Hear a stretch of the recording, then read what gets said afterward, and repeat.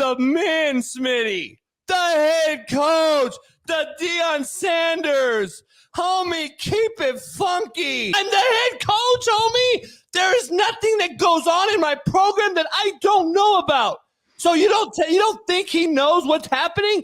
And then he has the audacity to go out there and do, I guess, this. Let me know if they have a draft grade. Let's roll. When he does, he is respectful. He's a good kid. I would have commended that. And kind, but a lot of the times he has no idea of what is going on. He has missed way over 3 classes, so his final grade will drop. Any draft grades? No, sir. Okay. When he is asked to participate, sometimes I need to repeat what we're doing because he is not following, distracting. Any draft grades? No. Joins the class a lot of the time. I was not able to see his face after having a conversation with him, so that means you're going to talk to him about this, and he's not visible in the camera. Next one. Any draft grade? No. Next, guys. You're going to get something out of this. You're going to be a man or you're going to be a great football player. Since you choose not to be a great football player, we got to make you a man. And then he goes on to say, I felt so disrespected in my 10 years of teaching. Students do not follow even minimally, and it slows down my class so much. They make it clear that they don't want to be here, and they have very little personal responsibility, making me responsible for their grades. For the students that do want to learn, it has been a bad experience as well, since they have to work on breakout rooms, and the distracted students do not bring anything to the table. You just got to eat. You got nothing to the table.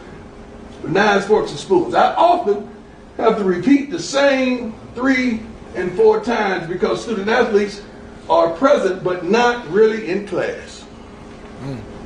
You present, but you ain't really there. You on the field, but you ain't doing nothing.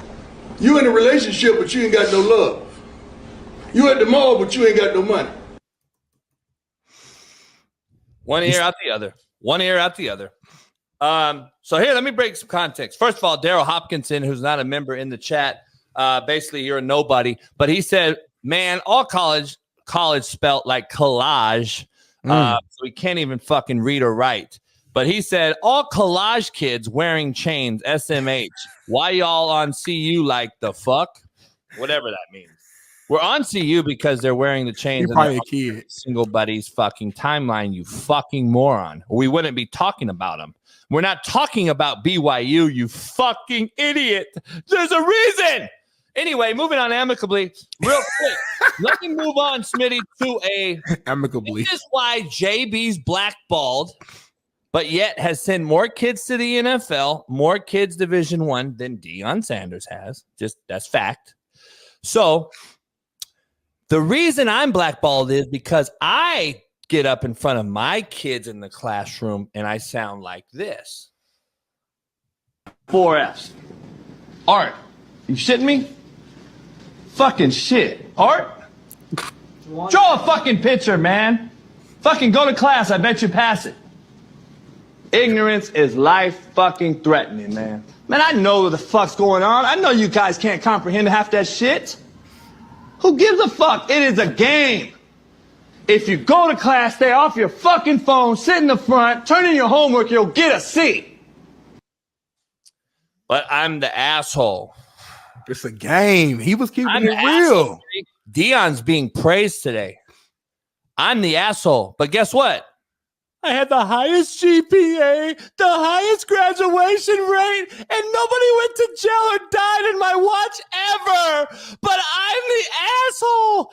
But Deion has had his shit snatched, has had his fucking kids shit all over social media about doing the fucking wrong shit that he's preaching, and yet we're still talking about classroom behavior 2nd year in?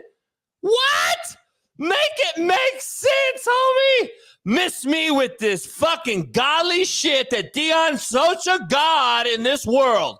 Fucking miss me, homie. I'm so fucking tired of it now. And where's Matt at? Because this shit is fucking irking me now. Because I'm tired of it. I want real shit. I want real truth-telling people to lead our young men and to turn them into men. not fucking women, not fucking victims, not fucking excuse makers. No, own your shit if you're gonna wear that shit. Like, that is what my message was. And guess what? Dog, you don't even have any depth. Shaun King has already talked about it on the show. You have a lateral program. You have no high school depth. You have no O-line, D-line depth. You have no depth in your program. You've hired mercenaries to protect your 2 sons. And yet JB's the asshole because he's telling the truth. If you have mercenaries, you're going to have unruly fucks in class. Period. You have no culture, homie.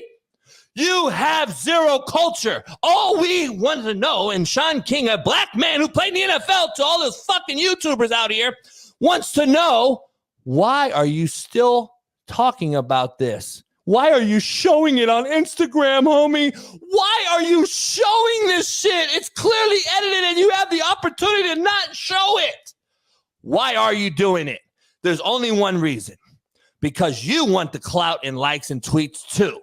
Because you rock that shit too.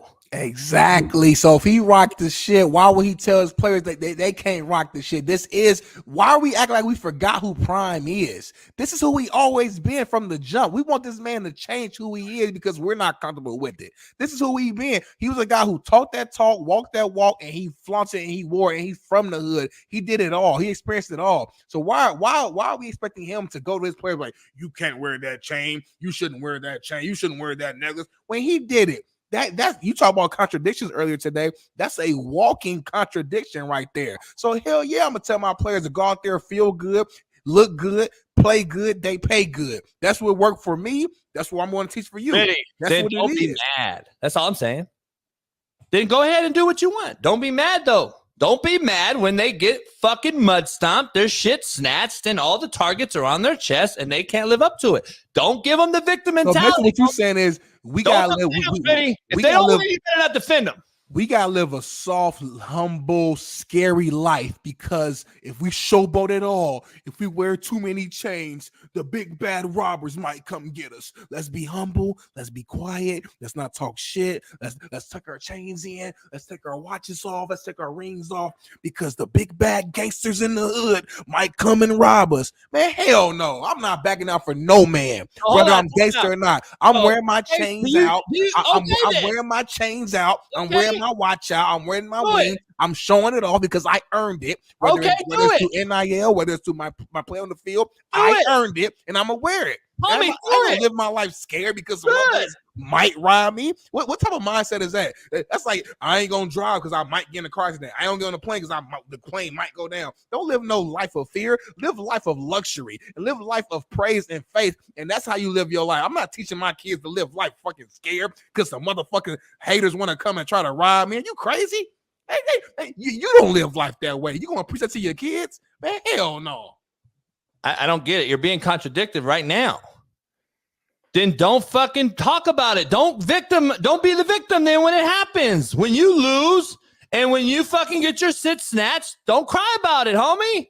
Like, I don't see how you're playing both sides of the fence. I'm on one side. You're on both sides. How like, both sides? You want both things to be true. Like, because you always say two things can be true. No, it can't be, homie. If you're going to rock that life, then be about that life. Quit making excuses, homie. Quit talking about all this shit about excuses that he's going to get when it don't go his way and they go 4-8. Like, I'm trying to figure out in this whole business. I want people to be themselves. I want Smitty to be himself. I want him to have his own opinion. I want Prime and his staff to do what they do. I want their players to rock their chains.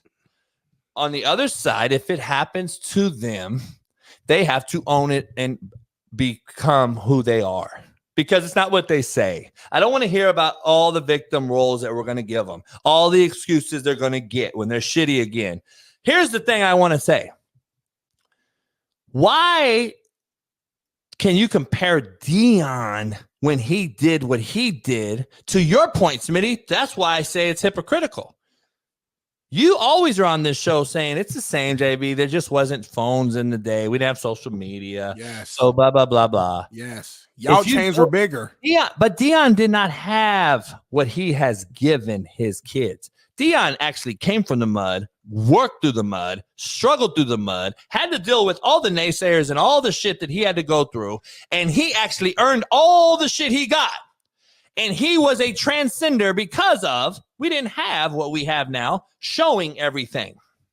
Nowadays, though, the kids show it, rock it, do it, and all those things. Deion never actually played victim either, though. He stood on his business. He was the best player in the world, and he stood on his business and told certain programs, fuck you, I'm not going there. Fuck you, I'm doing me. And we praised it, and we loved it. But now when kids do it, we hate it. Victim. Why is he the leader of a victim mentality? But who's playing victim, though? The kids and the team and the program and everybody defended him. What do you mean who's playing victim? When they got their chain stolen last year. They didn't play year, victim when they got their shit snatched? They were just telling them they got their shit snatched. Like, from what I seen, they act like it's like if you just tell the truth, you're playing victim. Like, no, we went to the game, we came back, our shit was stolen. They told what happened. It was, motherfuckers wasn't crying. They just said our shit got snatched. Now, were people defending them in the media who were victimized? Sure. That's Twitter. That's the universe we live in. People gonna defend you. People gonna hate you. That's what the kids themselves say. Hey, we got our shit stolen. That's fucked up. Like, what I mean, like, that's a normal, natural human reaction. Let me give you some insight. Okay. First of all, if I'm the leader of men or boys and turning them into men, yeah, I would be absolutely embarrassed or not be able to sleep at night because that's the only real thing that I'm there for. I don't give a fuck about wins and losses. Now, at the 4-year level and Deion's level, he has to win the game. Mm-hmm. He has to win football games. Plus, he has to get through to his kid. He has to still be the leader of men.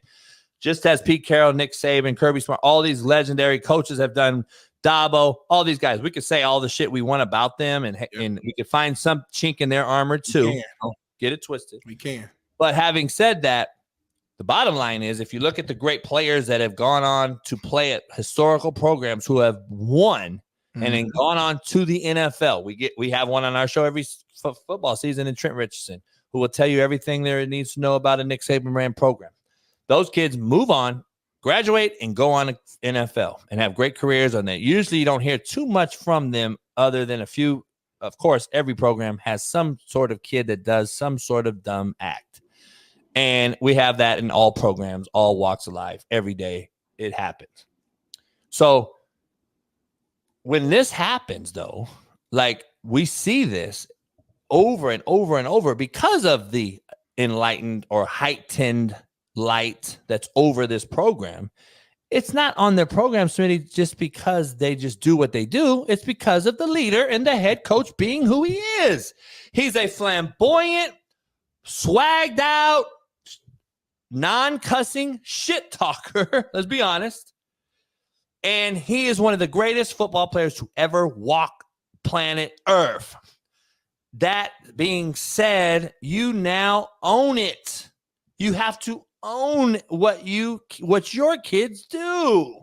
Like, there's no excuse no more. Like, it is what it is, dog. You put it on your chest. I'm wearing it. And just say that. I would not even talk about it anymore if that was the case. But all I see is just why this, why that. Because they're showing it, homie. Like, don't show it. Who are you seeing it from, though? Who are you seeing the why stuff from? You're seeing it from just people on Twitter. So you're like, who are you seeing the why? Like, who? Like, the Colorado ain't doing nothing. They just wearing the stuff and then moving on. But I'm just saying, you don't see that for no other programs, and that's why no other programs are being talked about.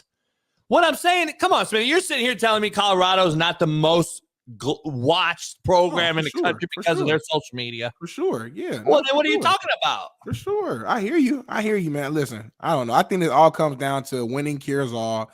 You've been the voice on here pretty much admitting that you don't really believe in the direction of the program. I don't think you believe that they're going to be successful next year. I believe they're going to win 7+ games next year, which is huge for Colorado. And I think it all makes sense. Let's look at it right now. We forget that they won 1 game 2 years ago. So even though they went 4-8, which isn't a good record, that's still improvement for Colorado. Smitty, hey Mo, they don't even want to talk about that. What happened on that day? They don't have no clue about that shit. They don't even want to know. I wrote it in my book. But anyway, I want to break down something because Steve Kim and I brought up this topic. Like, Steve was like, man, I think they're going to be good because they have an opportunity in this division or in this league. And then I'm like, I don't see that. And I'm with Shaun King. So is Shaun King hating on another black man? Is that what you guys are going to say next? You're going to call him sellout? Like, this is the crazy shit. If you go against the fucking norm, you're a sellout hater. That's what the fucking problem is in this world. So Shaun King, who's an NFL guy, played fucking long time, college legend, NFL fucking had 2 good, great years, Pro Bowl worthy years, and he's going to be a sellout and wrong too, right? Because he went against the great Deion Sanders. Is that that's the narrative now? That's what we're going to say, right? And you wonder why we're soft. The Big 12 next year, I just want to be clear on the conference they're in. Yeah. For everyone that thinks it's so easy, I'm curious onto why everyone thinks this is supposed to be easy. Let's look at their schedule too when you get done doing what you're doing. Well, I'm just looking at the league. The schedule, though, is what matters the most, is who you're playing. I know, but who said the league is supposed to be so shitty? I don't know who said that. You got Baylor, BYU, UCF, Cincinnati, Houston, Iowa State, KU's on the rise, K-State is on the rise, Oklahoma State, TCU, Texas, Texas Tech, West Virginia. How the fuck is that easy? Yeah, I don't know who said that was easy. I don't know who said that. I'm trying to figure out how they're winning 8 games. Like all y'all say they're going to win 8 games. What? ND State. They got ND State. They got Nebraska. They got Colorado State. And they got Baylor. Okay, they got North Dakota State, which, by the way, is going to be an eye-opening experience for them. It's going to be a good game. Yeah, but they're going to win, though. Really clear. And they're at home. Be really clear here first. And they're going to have fucking... Then they got UCF, Kansas State, Arizona, which is climbing, Cincinnati, Texas Tech. North Dakota, then they got Nebraska. Yeah, I know. I'm reading. North Dakota State. They got and Nebraska, Colorado State. Colorado State. Then they got Baylor. Okay, so let's talk about the teams that were down. Baylor last year was shitty in their really bad. There's no way they can stay down or they're going to be fired. I mean, so they're going to be better. There is a way. I mean, I can't just give it to them. There's a way, but I just said if you are, you're going to get fired. Right. So UCF, no way he's not going to get fired. Be real quick, JB. Like, non-bi, like, would you be shocked if Colorado start off? Look at their schedule. If they start off 4-1, would you be shocked? Yeah. Come on now. Yeah. See, you don't think that you wouldn't be shocked if they go and beat Nebraska, who will be better, North Dakota State, who's just a tough out because of how they play, the culture they have. They have a culture, of course. Colorado State, they better win. Baylor, UCF, K-State, Arizona will probably be down. Cincinnati, they better win. Why'd you skip UCF? I did. I said UCF. I said I'd be shocked if they go 4-1. That's your question. So, but for them to go 4-1, that means they win against North Dakota State. Okay, that's a good game, but like it's not like a shocker to beat them. Like, it's not like oh my god, it's not. You better beat them. Right? Okay, so North Dakota State, Nebraska, Colorado State. Those are 3 winnable games. I think Baylor's a winnable game, but you think they're going to be really good next year, I guess. So, okay. No, I'm not. I'm just saying, you said it. Would you be shocked if they're 4-1? Their first 5 games are like winnable. Like North Dakota State, Nebraska, Colorado State, Baylor, and UCF. They're all winnable, but you asked me if I'll be shocked. I said, yeah. All right, my fault. Okay. So then you got to go to K-State. I think that's uphill battle. Yeah. Arizona, you should win, but we don't know. Cincinnati's kind of gone down since their coach left. Texas Tech down. We'll see. But Utah is right back in your league. Right. Utah's going to be a top 5 team in the country this year. Right. Yep. Kansas is a team on the rise. Like they're in a top 10 team in the country. Yep. Oklahoma State to end your season, who kind of been down. But stop right there. Even listen to how you're even listening to teams that they're playing. Like, kind of been down. Needs to have a good season, or they're getting fired. You better win that game. Like, even the words you're using, I see 7 wins. Even how you're verbalizing it. Like why are we acting like it's so crazy that they could get 7 wins and be bowl eligible? Like, I don't know. We'll see. Like you said, we'll see. You know why? Why? Because the reason I'm bringing it up is simply for the fact that everyone has said this league and division is shitty. That's what we've been hearing since the Pac-12 split up. We've been hearing that the Big 12 is going to be a way easier division and league, and this is prime for Colorado and blah, blah, blah. I'm looking at it, and I don't see that. Like, that's the only reason I'm making this statement, and this is the only reason I'm bringing it up. I don't see – do you really see a shitty league there? No, I don't see a shitty league. I don't. I think Colorado has a favorable schedule, though. I do think. Drewski, shut the fuck up! Nobody cares about you, homie. Shut up! God damn. Nobody gives a fuck who you are with your fake name, you fucking idiot. Go away. God damn, this motherfucker's glittering the chat with fucking dick-sucking abilities. Get the fuck out of here. Fuck. Now, having said that, by the way, it's ironic that you say grown man in their feelings, and you're sitting here in your feelings, you fucking idiot. God, Smitty, what is going on with...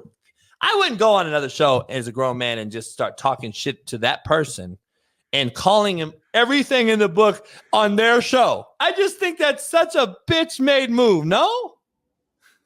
I didn't see him talk. So the only comments I saw was him talking about North Dakota State. He's littering the fucking chat with. He said he lives down the street from North Dakota State, and they're not who they used to be. He's literally fucking chatting. Every other chat is him.